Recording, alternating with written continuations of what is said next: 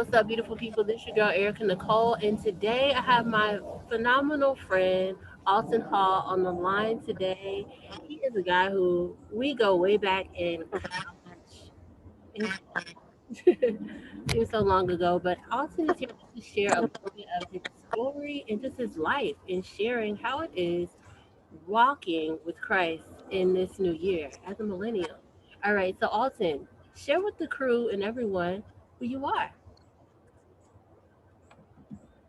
Hey, I'm Alton. I'm just a God-fearing man, and I learned to love others as I live my life through humbleness and through giving. You know, that's just me. The simplest way to put it. Look at Arthur trying to be all calm and collect. Man, in college, this would be the guy who you would definitely want to be friends with because he was always encouraging, happy. I've never in my life still have never yet to see Alton in a sad state.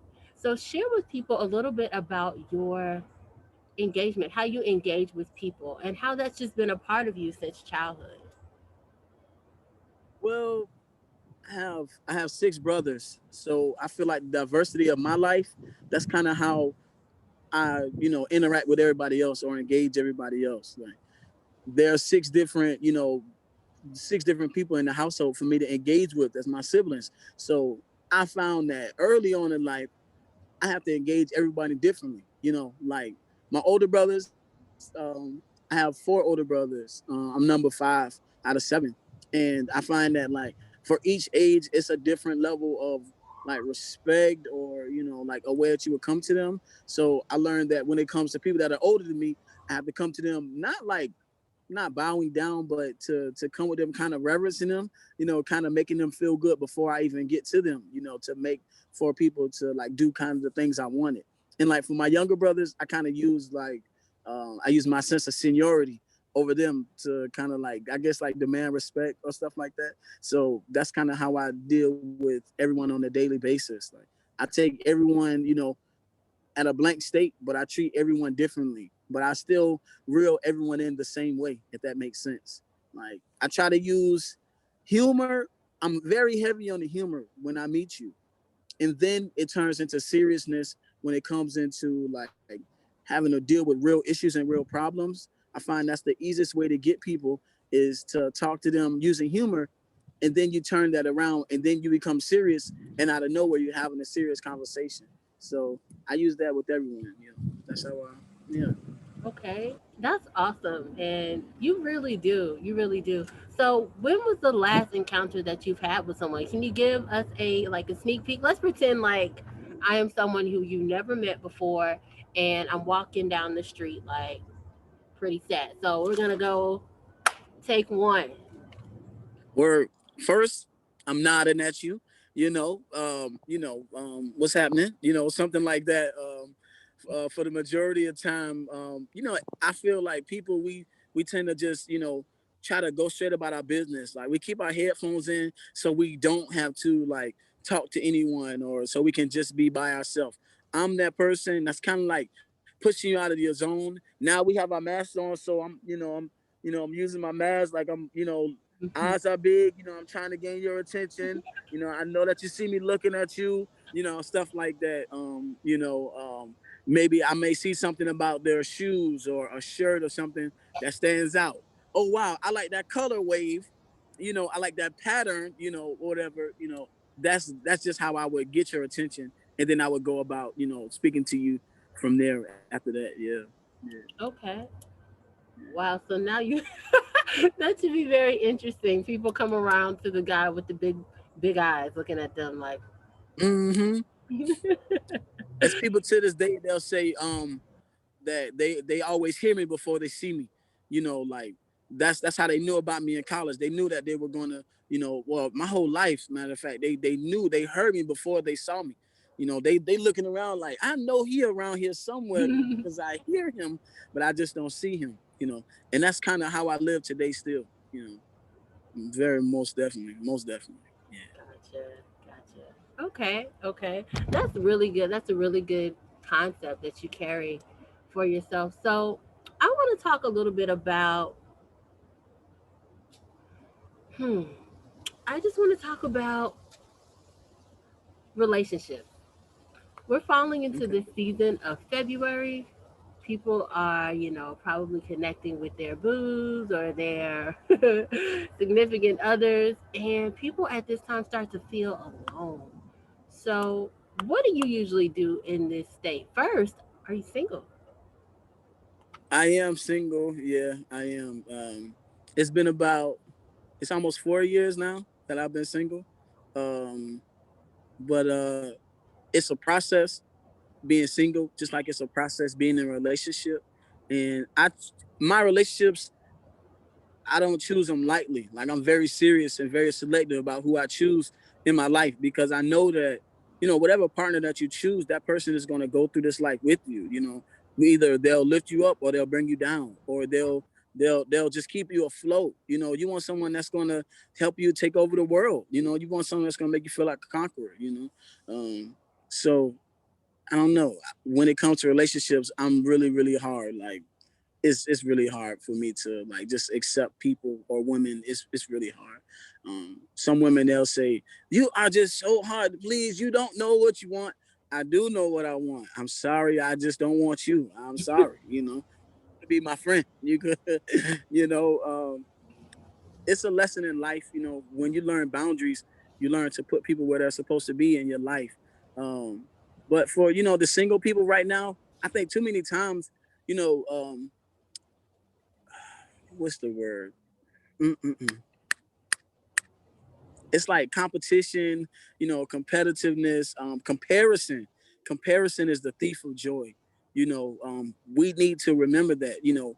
In our life, no matter single, in a relationship, on a job, we compare every single day that we get up. While my friend is in Mexico, they're living their best life. I'm stuck here and it's cold. You know what I'm saying? Like, we compare. Why can't we just appreciate where we are in the moment? We're at work, like, oh, my boss has a better position than me. His job is easier. He works less hours than me. Why can't I just enjoy the moment? In life, we tend to look things through obligation rather than opportunity.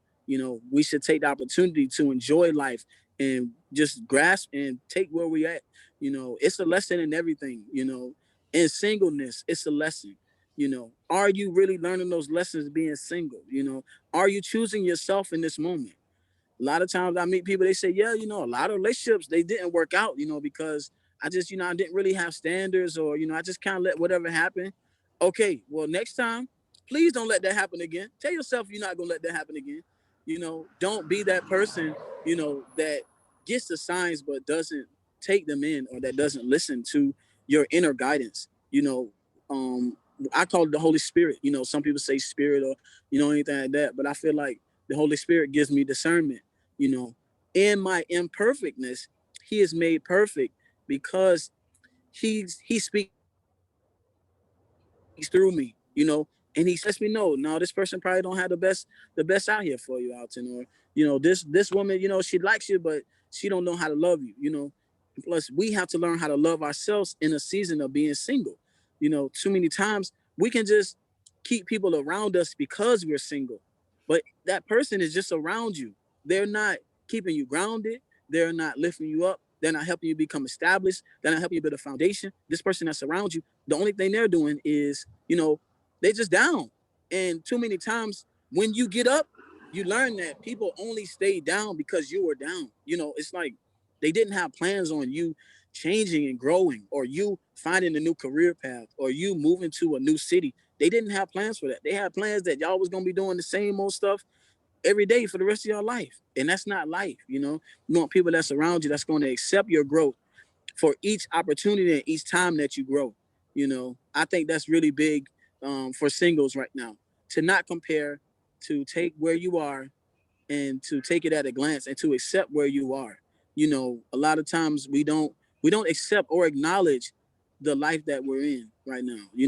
We just like, no, I seen Michael B. Jordan and Lori Harvey. I saw them together. Like, I'm supposed to be in the snow with my boo. No, you're not. You're supposed to be working, or you're supposed to be sleeping, and you're not supposed to be. And you're supposed to be focused on yourself right now. Stop. That's another thing, man. We let we let social media, we let the fake standards of social media put us in a trap. Life is not a movie. Your life is your movie, but it's not a movie. Too many times we want our lives to be something that everybody sees. And the truth is, if our lives are something that everyone sees, we're just a big skeptical at that point. I'm not a muse for the whole world.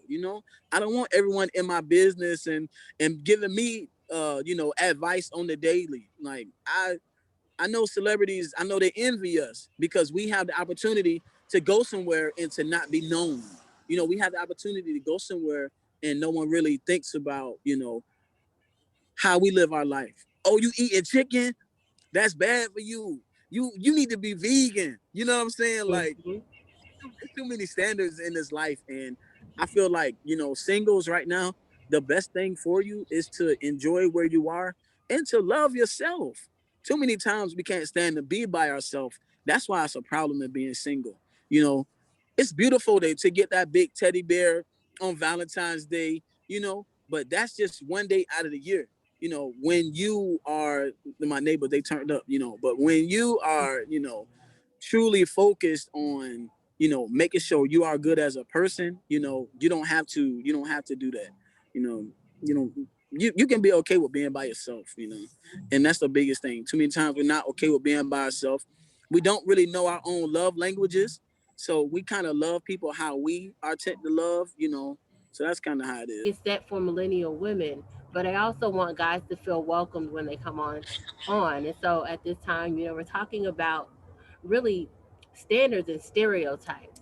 And so for that single guy who's out there who's been in that long term relationship but it didn't work out and now they're seeing everybody married and or hanging with a woman, what do you have to say to them? What are some tips or things that they can do to like get away from that mindset? Yeah. To Well, that was my reality. We were together for almost 7 years. And it's tough because when you're with someone for that long amount of time, you create those attachments. And it's hard. So what you first have to do, you have to learn how to detach yourself. Like too many times when you use the word attach and detach, people think, oh no, I just have to cut a person off or this, that, and the third. But it's not for everyone else. It's for yourself. Like that's not your life anymore. You have to get used to a new normal. Your new normal is not waking up next to this person every day. Your new normal is not seeing what they're going to eat for dinner. Your new normal is not reaching out to their parents or their family and stuff like that. That's not the new norm.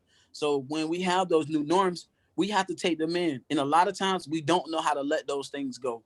We don't know how to let go of those extras that we added on to our life.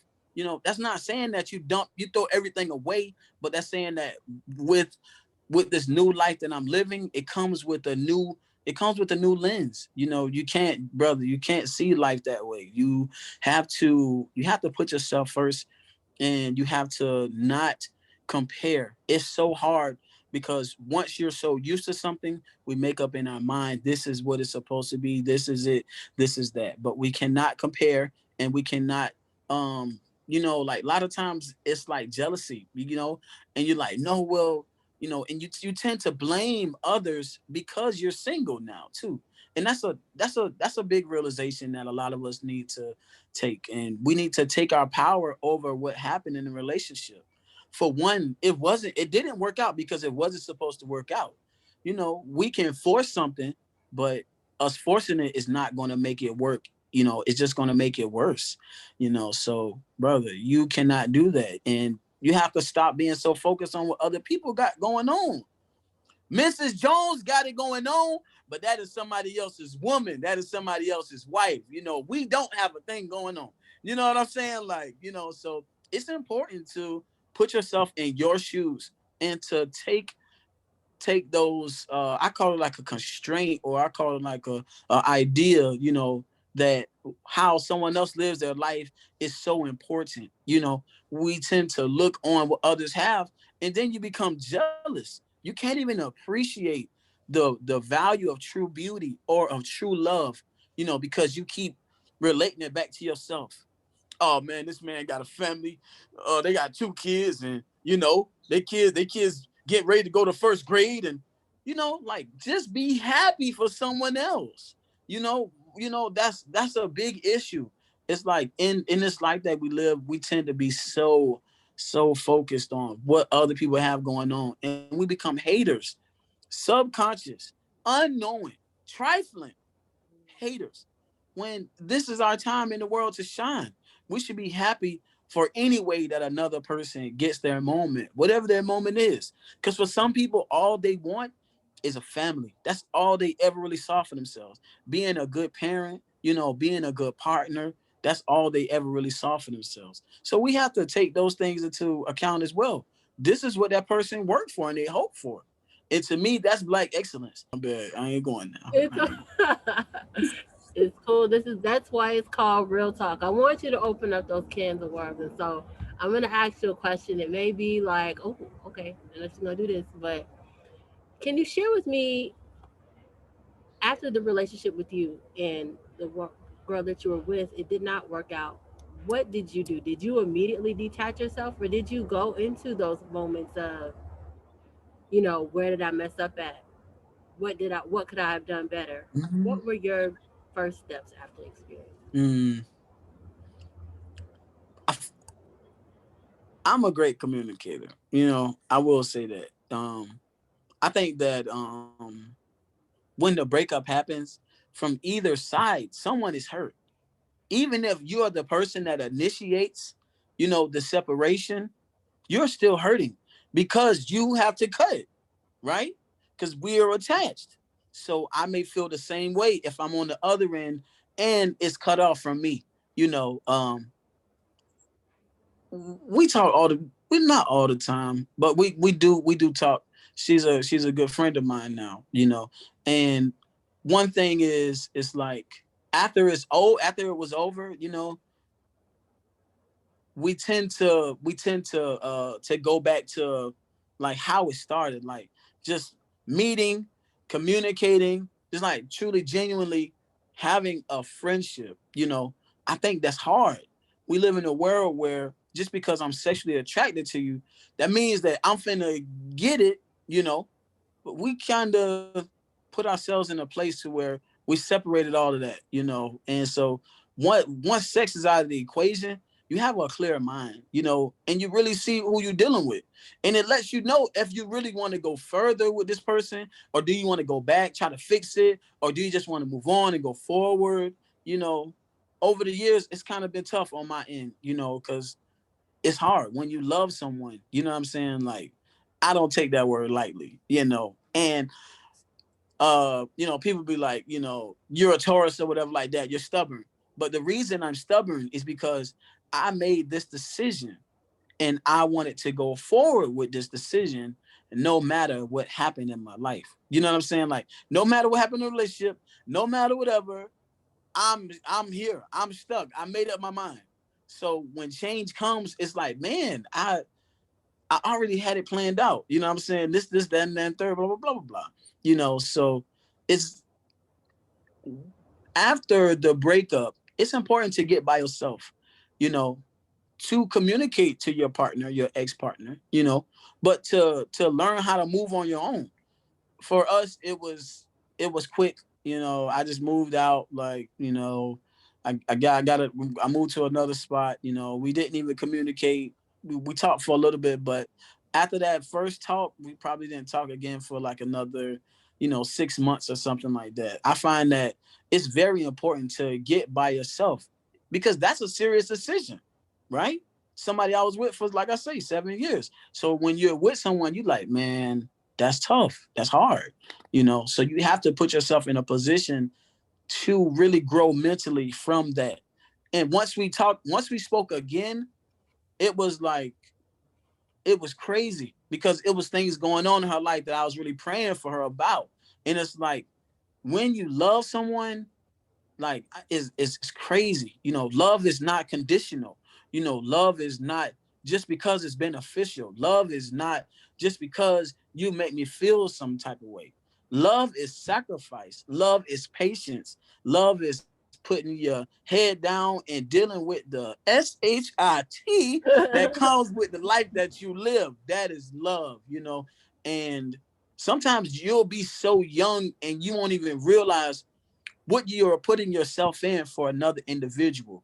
It's like you don't learn until you go through these experiences. That's why I'm appreciative for every experience in my life, because they teach you something different. You know, for me, my definition of love will never change. Now, how I love people will change, right? She was someone I was in love with. Now it's back to she is someone I love. We're taught to love, to share love, to give love, to be love. But in love, there are boundaries. You set boundaries, you create boundaries, right? And you don't just and you use those boundaries because they protect you. You are most important. The scriptures say, guard your heart, for out of it flow the issues of life. All the issues. It's nothing bad about a relationship or people, but people tend to people don't really understand how valuable you are until you learn how valuable you are to yourself. You know, I feel like I am a core part of my community. I'm a core part to my family. I am so important to myself. It's like I put that much love into myself now. And when I talk to my family, my friends are like, "Oh my God, I just love you, nephew. I want to wring your neck. I love your nephew. You can't do no wrong in my eyes. Come here, boy. Come here, son. Come here, neighbor. My neighbors love me. My coworkers love me and appreciate me. My friends that call me from time to time, or that I see on social media, they appreciate me. People that and we have to correct people. We have to put people in their place to let them know that just because I love you, that don't mean that I will not correct you.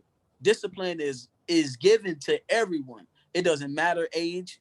It doesn't matter, gender. It doesn't matter your role in my life. I will teach you how to treat me. I will accept things or look over things, but when it's time to speak up on things, I will as well. So, yeah, I don't know. My bad. I went left again. My bad. It was, It's yeah. good. That was really good, Alton. Thank you. And that was really good. I just learned an insight from a perspective of a guy's perspective, because again, not many share that. Not many share what they've experienced. But to see how you have transformed, in a sense, I don't know the exact scripture, but I know there's a line in the Bible where it talks about um, our Be ye transformed by the renewing of your mind. yes, that, Mm-hmm. as well as what was turned, I believe what was dark will be turned into light, something along Mm-hmm. those lines. And He'll so give you beauty for your ashes. there we go. What you better, yes, that's it. Say it again. Say it again. He'll give you beauty for your ashes. Most definitely. Most that's, definitely. that No. So that's me. But us as guys, we don't talk enough and we don't communicate enough. We don't do the research that women do. When y'all think about things, y'all think about a gift, 9 months in advance, that you're gonna give to a guy. Us as guys, we think, man, her birthday tomorrow, next week, something. Let me go find something nice from the mall. The last thing you want is something else from the mall. You know what I'm saying? That's the last thing that you want. And it's like if we thought out of the box a lot more, we would think, you know, she's been talking on like about like going on like maybe a ghost tour or a tour around the city, or like she's been talking about going on a boat ride, or just whatever, a helicopter ride. We like she talked about all these things, going skydiving, but the only thing I do is bring a material. That memory is what lasts truly a lifetime. And I'm learning that, like me being a man, like I'm learning that because I was so engulfed in like what I brought to the table, and I felt like I had to pay. Like in the last 3 years, like I learned like, bro, you don't have to like pay to keep people around you, and you don't even realize that that's what you're doing, but that's what you're doing because every time they come, it's something leaving from you to them, but it's nothing coming in to you. It's like I want more than just like an experience that I can find. I want more than just like an experience that'll excite me for. Do what you want to do. Do that. Be great. Right? I'm that person that's gonna wake up every morning. Hey, you happy? You good? You need some breakfast? You all right? All right. You missed Fortune 500. All right. The house gonna be spotless when you get back. You know.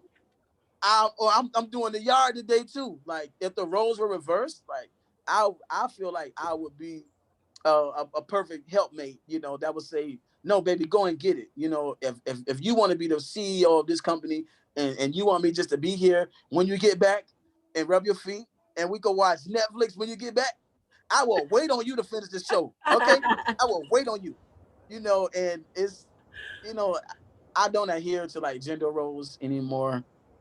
That's really huge too. Like us as guys, we really have to like let a lot of those ideologies go, because women totally want more, you know.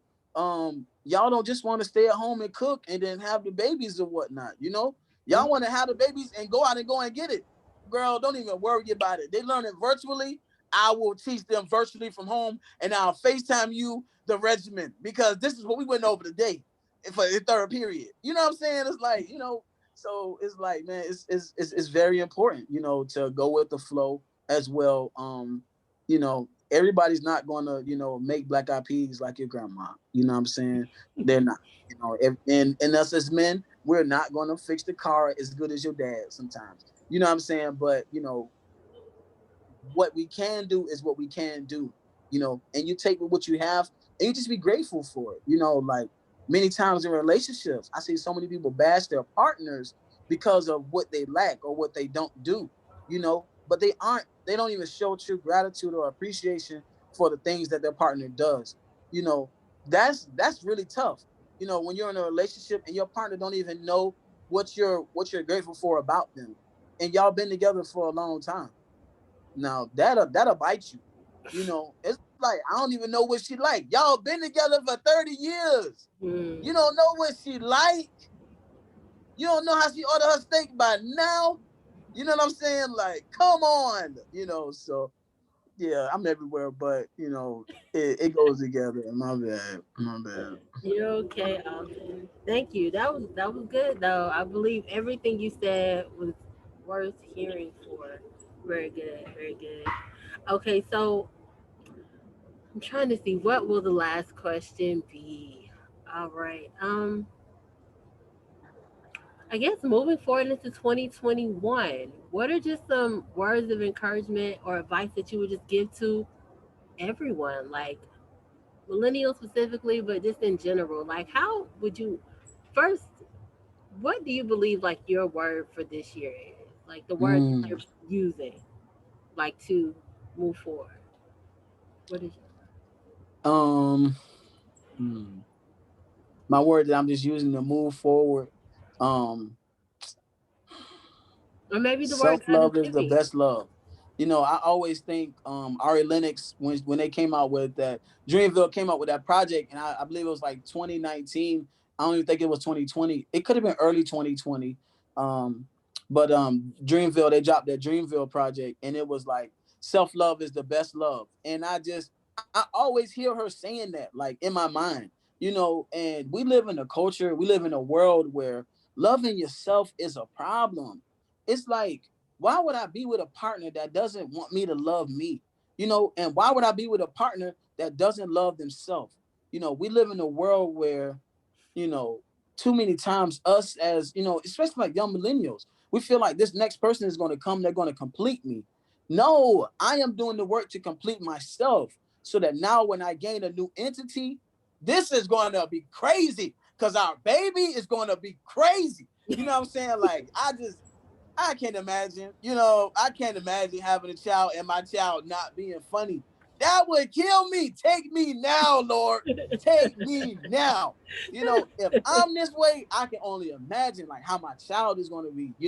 And so I want to be in a position where, like 2021, whatever, but I want to be in a position where I'm just being my best. It's like doing those little things to take care of yourself that genuinely takes you the long run, and it's keeping up with that, patience, practicing patience. It truly keeps you in the moment, when you practice patience, work out, guys, take care of your body. If you take care of your body, it's going to take care of you.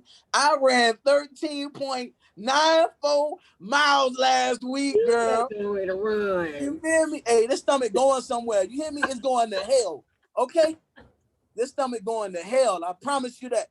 But it's like those few things, one of my mentors, he always says this. He's old school. He says, eat right. He said, pray, exercise, eat right, and stay away from fools. You know, that's so old school, but it's so prevalent, and it's so it's relevant, and it's a word that we don't use as often, but it's needed. Right now, a lot of us are being foolish because we're just running out here doing everything, and we knowing that it's a chance that we can catch something that doesn't take us out. You know, I'm not adhering to the live fast, die young, Kanye and Rick Ross. I'm not adhering to that lifestyle no more. When we were young, we did so many things. I thank God because we were so protected, and it's like, I'm not saying me and you, but I'm just saying, like, just when you're young, and Yeah, when you're amen. young, you're dumb, and you're dumb because you don't have the expiration. You don't have that experience, you know.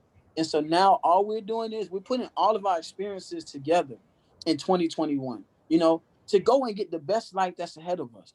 You know, I recently had one of, like, the big bosses at my job.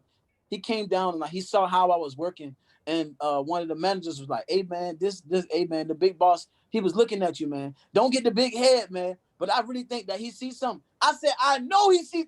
Hey, this is me right now talking. I'm gonna talk my talk, all right? Because I put in the work to be the boss, okay? I know he sees something in me because I know what I'm doing around there, huh? I'm running this, I'm doing that, I'm blah, blah, blah." And then I calmed down when I was talking to my manager, because it's so easy to get caught in ego, so easy to get caught in self, But, God made us, he made us exactly for this moment of time in life. He did it. Nobody else did it. He know that this Alton right now would have not been able to make it in the 1800s, the 1700s, the 1600s, the 1500s. He know that this Alton would not have been able to make it. He know that. I am appreciative that I didn't have to go through a lot of the labor and the humiliation and the trouble that a lot of our ancestors had to deal with, And I'm thankful for them for their sacrifice, because it took sacrifice for us to get to this point. Now I truly feel like the world is turning around. I feel like, the come up is here. I feel like that anything that we want is possible to attain. It didn't feel that way 10 years ago. It didn't feel that way when I was 8 and 9. When I was a kid growing up. It didn't feel like anything was attainable.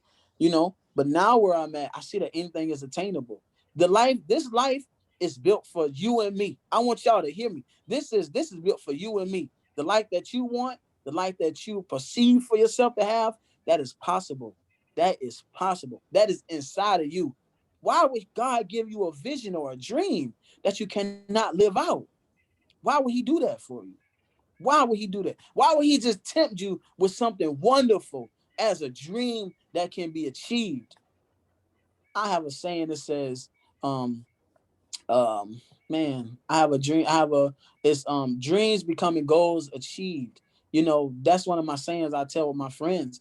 I'm like, yo, like, these dreams are becoming goals that we will achieve. Like, you have to think about it. You have to think about your life in that way. The life that you are living right now, you are setting yourself up for what is to come. Are you living a life that is great, or are you living a life that is mediocre? Are you not giving it your all every day that you are alive? Are you, it's like, am I around foot dragging people? I expecting the best, but putting in, I'm not putting in my share. I'm not upholding my end of the bargain. Eric Thomas says, you can't cheat the grind. You can't. You can't. You have to put in the work for the life that you want. So many people have made mistakes. So many people have fallen off. But it's about getting back up and getting it together, knowing that today the Lord woke you up, so there's nothing that you can do wrong in his eyes. Too many times you're like, oh, I'm just living wrong. I'm this, I'm that, and the third. God woke you up and gave you another day. This is another opportunity for you to go and get it. I don't know your path. I don't understand your circumstances. I don't. But I know that if you're alive, this is another opportunity for you to go and get it. If you know better, do better, for my millennials, man, I just hope that y'all enjoy 2021. We made it. 2020 was some crap. A lot happened, but a lot of awakening happened. A lot of great things happened as well. Even though, it was lonely. It got lonely. You felt like you was by yourself. You felt like you couldn't be around your family, couldn't be around your friends. Your lover got sick. He caught the COVID. You turned around, caught the COVID. The baby caught the COVID. No, God is preparing you for something greater if you're still here. And that's the only way that I look at my life. I wake up in the morning and I wake up with gratitude, because that's truly the attitude, Erica. Like, in the words of Jay-Z, y'all could have been anywhere. You know what I'm saying? That's all I wanted to be. But tonight, y'all here with the Hover. Come on, y'all out there. You know what I'm saying? Y'all out there. Huh? I think about that all the time. God, I could be anywhere. I could be dead in my grave. Les Brown said, that is the biggest place where all of the dreams live, in the graveyard. How I live my life unashamed.